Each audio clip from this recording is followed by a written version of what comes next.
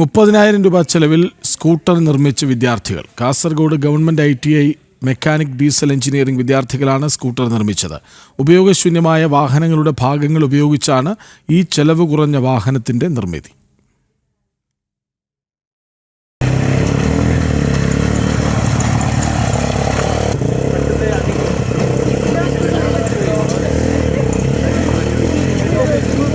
ഉപയോഗശൂന്യമായ വാഹനങ്ങളുടെ ഭാഗങ്ങൾ ഉപയോഗിച്ചാണ് കോളേജിലെ ITI മെക്കാനിക്കൽ ഡീസൽ എഞ്ചിനീയറിംഗ് വിഭാഗത്തിലെ വിദ്യാർത്ഥികൾ ഈ ഓൾ ടെറൈൻ വെഹിക്കിൾ ഉണ്ടാക്കിയത്. 160 cc പെട്രോൾ എഞ്ചിനാണ് വാഹനത്തിന് കരുത്തു പകരുന്നത്. കുണ്ടും കുഴിയുമുള്ള റോഡിലൂടെയും കുന്നും മലയുമൊക്കെ അനായാസം കുതിച്ചുപായാനും ഈ വാഹനത്തിന് കഴിയും.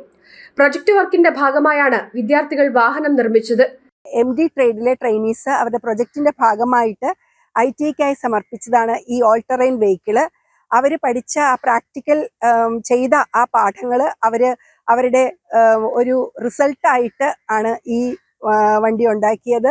160 cc എഞ്ചിനാണ്. പിന്നെ 14 bhp ഉണ്ട്. ബാക്ക് ഫ്രണ്ടും ഡിസ്ക് കൊടുത്തിട്ടുണ്ട്. പിന്നെ വരുന്നത് ചെയിൻ ഡ്രൈവ് ആണ്.